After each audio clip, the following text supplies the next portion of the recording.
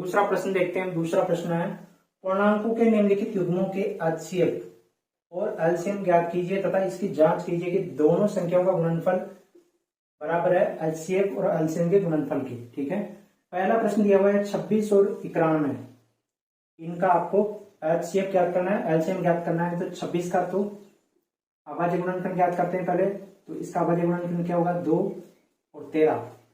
ठीक है, 91 का क्या होगा, आप अलग तरीके से इधर रफ में निकाल सकते हो। ठीक है, 26 का 2 इंटू 13, यहाँ पर 91 का क्या होगा, 7 और 13। ठीक है, क्योंकि 13 7 91। ठीक है, तो ये मैंने निकाल लिया है। ये जो निकाला है मैंने क्या है, ये अभाज्य गुणनखंड निकाला है ये दोनों। ठीक है, अब यहाँ पर निकालेंगे हम HCF। HCF निकाल रहे हैं किसका, 26 व 91 का। ठीक है, और HCF निकालने के लिए हम क्या चीज लिखेंगे कि दोनों संख्याओं में, ये चीज ध्यान रखना है, क्या लिख रहा हूं मैं, थोड़ा ध्यान रखना। संख्याओं में प्रत्येक उभयनिष्ठ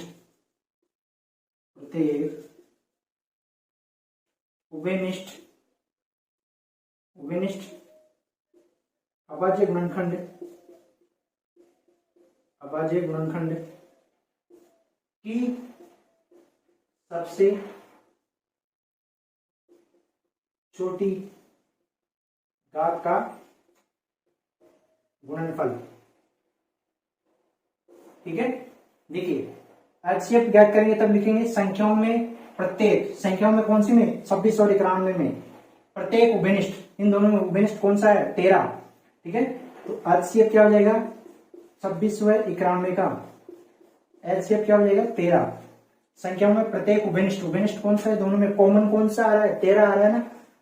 उभयनिष्ठ अभाज्य गुणनखंड तो यही है कि सबसे छोटी घात यही है, एक ही है इसमें जो कॉमन आ रहा है, बाकी कॉमन है नहीं इसमें। ठीक है, तो 13 इसका क्या हो जाएगा, HCF हो जाएगा किसका, 26 व 91 का। इसके बाद एलसीएम जब ज्ञात करेंगे तो क्या लिखेंगे, 26 व 91 का। ठीक है, तो यही सेम चीज लिखने वाले हैं, लेकिन कहां कहां हम चेंज करेंगे। एक तो देखिए संख्याओं में, कौन सी संख्याओं में, 26 और 91 में, संख्याओं में प्रत्येक, अभी इसमें उभयनिष्ठ नहीं आता है, ध्यान रखना। एलसीएम में उभयनिष्ठ की बात नहीं होती है, तो संख्याओं में प्रत्येक अभाज्य गुणनखंड की बात होगी। अब अभाज्य गुणनखंड की सबसे बड़ी घात का गुणनफल। HCF में तो हम छोटी घात की बात कर रहे थे और इसमें बड़ी घात की बात करेंगे, बस इतना सा अंतर है। तो यहां पर घात बड़ी कौन सी है, घात बड़ी कौन सी है, समान ही है यहां पर। तो लेकिन आपको जब घात बड़ी होगी, इसमें तो एक तो कोई दिक्कत वाली बात नहीं है, लेकिन जब बड़ी होगी छोटी होगी तो वहां ध्यान रखना आपको कि बड़ी वाली घात एलसीएम में लेनी है। ठीक है, यहाँ पर सारी संख्याएं लेनी है जब अलग अलग हो। 2 यहाँ पर है लेकिन इसमें नहीं है, तो 2 को भी शामिल करना है। 7 इसमें है, 91 के अभाज्य गुणनखंड में 7 है लेकिन 26 में नहीं है, तो भी आपको यहाँ पर 7 लेना है। और 13 दोनों में है तो एक ही 13 लेना है, दोनों नहीं लेने हैं आपको। ठीक है, क्योंकि यहाँ पर 13 की अधिकतम घात 1 ही है। ठीक है, तो इनका गुणा कर लीजिए आप, गुणा करेंगे तो कितना आ जाएगा, 13 7 91, 91 को 2 से गुणा करेंगे तो 182। ठीक है, ये हमने ज्ञात कर लिया है HCF और एलसीएम। तो ठीक है, HCF और एलसीएम ज्ञात कर लिया है। इसके बाद में क्या ज्ञात करना है, दो संख्याओं का गुणनफल बराबर होता है HCF और एलसीएम का गुणनफल के। ठीक है, ये चीज आपको ज्ञात करनी है। तो मैं यहाँ पर लिख देता हूँ, सत्यापन कर रहे हैं, अब हम सत्यापन कर रहे हैं यानी कि वेरिफिकेशन कर रहे हैं एक तरीके से। तो यहाँ पर मैं लिख रहा हूं दोनों संख्याओं का गुणनफल, दोनों संख्याओं का गुणनफल क्या आएगा, वो बराबर होगा किसके, HCF और एलसीएम के गुणनफल के। ठीक है, तो यहां पर देखते हैं दोनों संख्याओं का गुणनफल, दोनों संख्याएं कौन सी है, 26 और 91।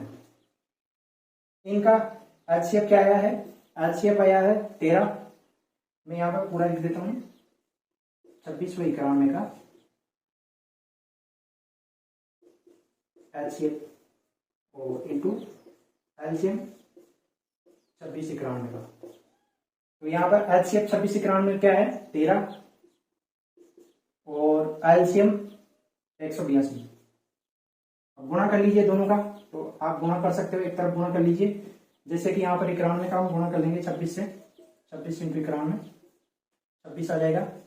9 से गुणा करेंगे 54, हासिल के 5, 18 5 23, 6 6 और 23, इधर तो आ जाएंगे 2366 बराबर। इधर 182 को गुणा कर लीजिए 13 से,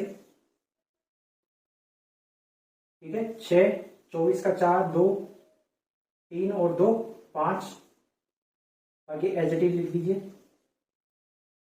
6 6 5 और 8 3, हासिल का 1 2 हो जाएगा। इधर भी 2366, यानी कि दोनों बराबर आ गए। इसका मतलब सत्यापन हो गया है कि ये दोनों, इन दोनों संख्याओं का गुणनफल और जो हमने एचसीएफ और एलसीएम निकाला उनका गुणनफल बराबर है। तो ये यहाँ पर सत्यापन हो जाता है 26 और 91 का, ठीक है। इसके बाद में दूसरा प्रश्न देखते हैं इसमें दूसरे का, ठीक है। दूसरे का दूसरा प्रश्न है,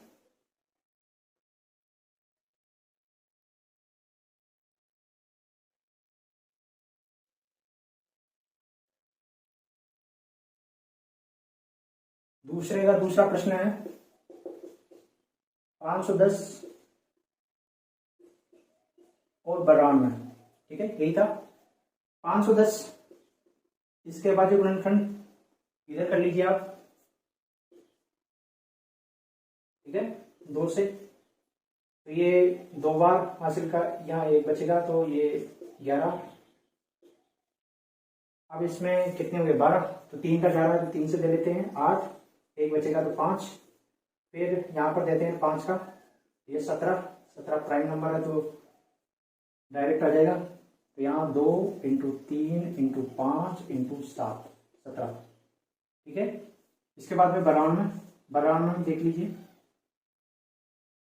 92 डायरेक्ट लिख देता हूँ 2 इंटू 11, यहाँ पे लिख देते हैं 2 तो 46 आ जाएगा, फिर 2 23 तो वैसे एक प्राइम नंबर है तो ये भी एज इट इज आ जाएगा। यहाँ पर सारी सिंगल घात है इनकी, यानी कि सभी की एक एक घात है, लेकिन यहाँ पर आप देखेंगे कि 2 की घात 2 है और 23 है, ठीक है। अब वही एचसीएफ के लिए, एचसीएफ निकालने किसका 510 और 92 का, तो वही क्या लिखते हैं हम संख्याओं में, ठीक है। संख्याओं में कौन सी संख्याओं में 510 और 92 में, संख्याओं में प्रत्येक उभयनिष्ठ, ठीक है, संख्याओं में प्रत्येक उभयनिष्ठ अभाज्य गुणनखंड है,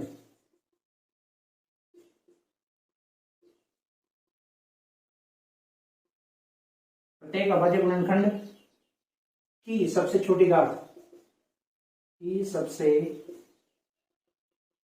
छोटी घात का गुणनफल, ठीक है। ये किसमें एचसीएफ में, तो यहां पर एचसीएफ देखते हैं इनका, एचसीएफ 510 और 92 का, तो इनमें छोटी घात कौन सी है, 2 में कॉमन देखते हैं, पहले तो उभयनिष्ठ की बात करेंगे, ठीक है। कॉमन क्या आ रहा है, यहाँ पर 2 आ रहा है, 2 में भी छोटी घात 1, तो यहाँ पर 2, एचसीएफ क्या आ जाएगा 2 आ जाएगा। इसके बाद एलसीएम 510 और 92 का, संख्याओं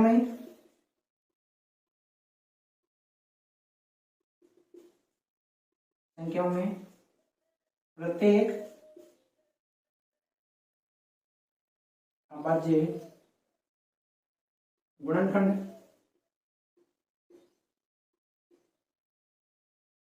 की सबसे बड़ी घात, की सबसे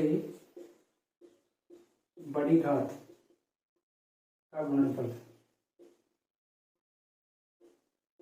बड़ी घात का गुणनफल के बारे में बात करेंगे। बड़ी घात कौन सी है, पहले 2 की घात का बारे में बात करेंगे, तो 2 की घात 2, इसके बाद में 3 है, 3 इसमें नहीं है तो भी शामिल करना है आपको, 5 इसमें है, इसमें नहीं है तो भी आपको 5 शामिल करना है, 17 इसमें है, इसमें नहीं है तो भी 17 को शामिल करना है, और 23 इसमें है, इसमें नहीं है तो भी 23 को शामिल करना है एलसीएम में, ठीक है, यानी कि एलसीएम में सभी को लेना है, ये आपको ध्यान रखना है। यहाँ पर गुणा कर लीजिए, इसे गुणा करेंगे तो देख लीजिए, 2 की घात 2 है तो 4 को 3 से किया तो 12 को 5 से किया तो 12 पंजे 60, ठीक है। यहाँ पर 17 को 23 से करते हैं तो यहाँ पर 17 को 23 से कर लेते हैं, 23 इंटू 17, 17 3 51, ठीक है, तो 17 दूनी 34, 1 9 391, 391 को 60 से गुणा कर लेंगे, ठीक है, तो 60 से गुणा करेंगे तो ये 0 आ जाएगा, 0 का तो 0, 6 से गुणा करेंगे तो 6 एकम 6, 6 को 9 से गुणा किया 54, 54 का 4 हासिल के 5, 36 18, 18 और 5 23, ये आपका क्या आ जाएगा, एलसीएम आ जाएगा 23,460, ठीक है। अब वही वेरिफिकेशन करते हैं, सत्यापन करते हैं या जांच करते हैं। सत्यापन करेंगे तो देखिए वही दोनों संख्याओं का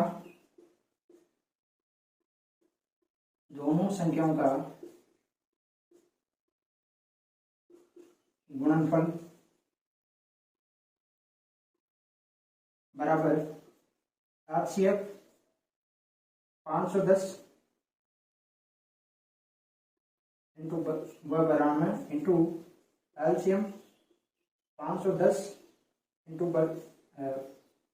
92, दोनों संख्याएं कौन कौन सी है, 510 इंटू 92 बराबर एलसीएम कितना निकाला था हमने, एलसीएम 510 92 का 2 आया था,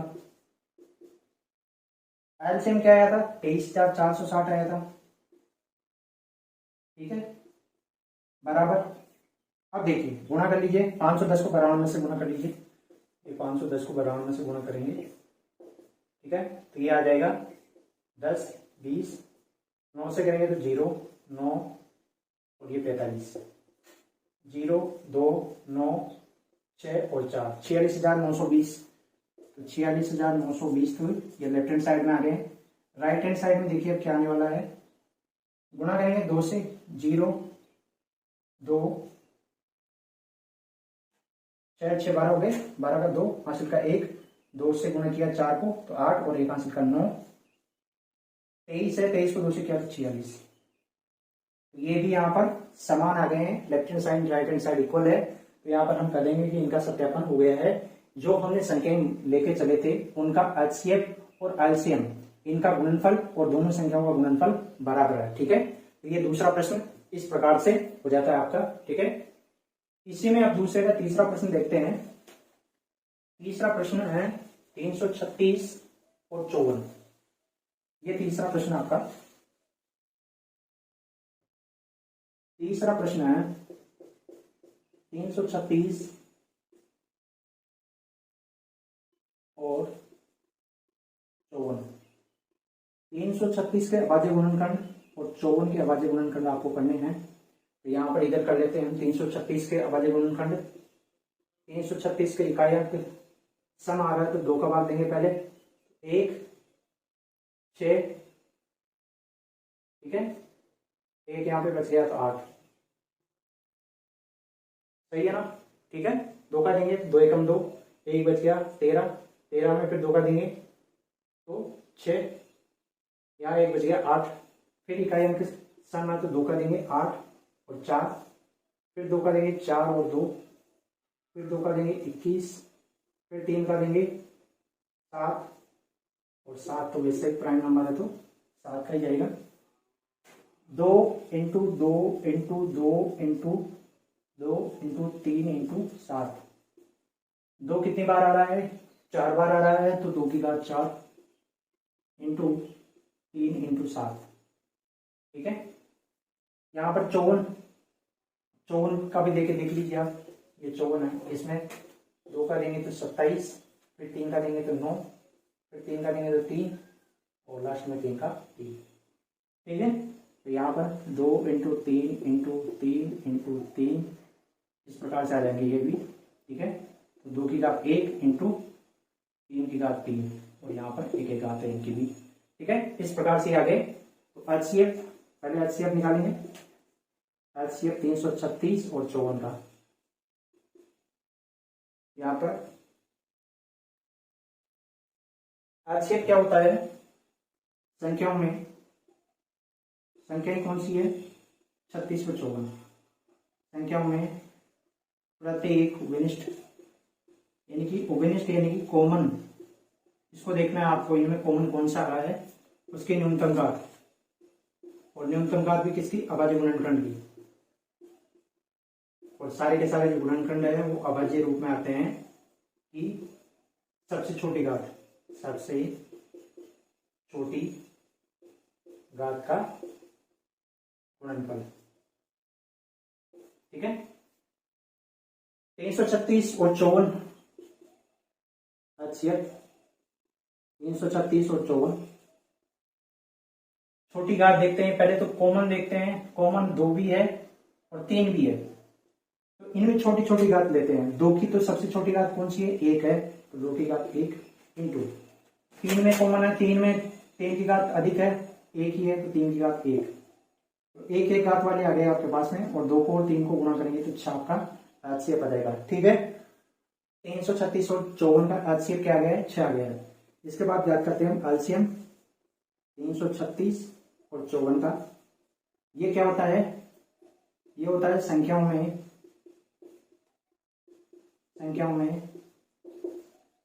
प्रत्येक अभाज्य गुणनखंड की सबसे बड़ी घात का गुणनफल, बड़ी घात का गुणनफल होगा इसमें। ठीक है, तो एचसीएफ देखते हैं 336 और 54 का। तो यहां पर गुणनखंड क्या है? ये रहे। 2 की अधिकतम घात कितनी है? 4 वाले बड़ी घात वाला लेना है। यहाँ पर सिंपल सी बात लिखी हुई है, बड़ी घात, तो 2 की बड़ी घात 4 है, उसको ले लेंगे। 3 में बड़ी घात कौन सी है? 3 की घात 3 है, इसको लेंगे। और अब क्या बचा? 7 को भी ले लेंगे। ठीक है, इनका गुणा करते हैं। 2 की घात 4 है, इसका मान कितना होता है? 2 की घात 4 का मतलब होता है 16। ठीक है, 3 की घात 3 है, इसका मतलब होता है 27 इंटू 7। तो यहां पर गुणा कर लीजिए। गुणा क्या आएगा इनका? 27 को 16 से कर लीजिए, 6 42 12 और 4 16, 27 आ जाएगा। 2 3 हासिल का 1 4, 432। फिर इसको 7 से कर लीजिए, 432 को गुणा करेंगे 7 से, 14 हासिल का 1 7 21, 22 हासिल का 2, 7 28 30। ये आ जाएगा 30 24, यानी कि 3024। ये आपके पास एलसीएम आ जाएगा किसका? 336 और 54 का। वही सत्यापन करेंगे इनका, या जांच करेंगे या वेरिफिकेशन करेंगे। ठीक है, तो क्या लिखेंगे? दोनों संख्याओं का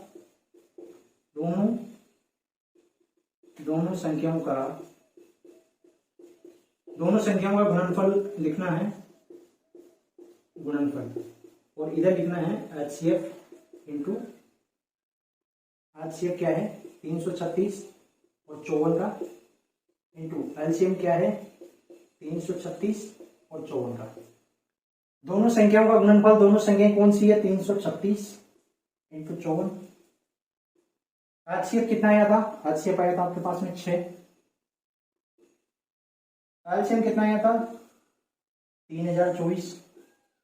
ठीक है, गुणा कर दीजिए 336 को, 336 को गुणा कर दीजिए 54 के साथ में। गुणा करेंगे तो ये आ जाएगा 24 हासिल का 2, 12 और 2 14, हासिल का 1 12 और 1 13, 30 हासिल का 3 15 और 3 18, हासिल का 1 15 और 1 हासिल का 16, 4 4 1 हासिल का 3 और 8 11 हो गए, 1 हासिल का यहाँ लगेगा 8, 18,144 आ गए हैं, 18,144। इधर गुणा करेंगे तो 6 से गुणा करेंगे 4 को, 24 हासिल का 2, 6 को 2 से गुणा करेंगे 6 दूनी 12, 12 में 2 जोड़ेंगे तो 14, 14 डायरेक्ट आ जाएगा क्योंकि यहाँ 0 लिखा हुआ है आगे, तो इसकी जगह 1 आ जाएगा। और 6 को 3 से गुणा करेंगे तो 18 डायरेक्ट आ जाएगा। तो ये भी यहाँ पर सत्यापित हो गया है कि 18,144 लेफ्ट हैंड साइड बराबर राइट हैंड साइड 18,144, तो 336 और 54 इस प्रकार से आपस में गुणनफल है और राइट हैंड साइड में एचसीएफ और एलसीएम इस प्रकार से है। तो दूसरे प्रश्न में 3 प्रश्न थे जिनका हमें एचसीएफ और एलसीएम याद करना था, फिर दोनों संख्याओं का गुणनफल करते हुए राइट हैंड साइड में उनका जो एचसीएफ और एलसीएम निकाला है हमने उसको सत्यापित करना था इस प्रकार से। तो ये दूसरा प्रश्न इस प्रकार से हल हो जाएगा।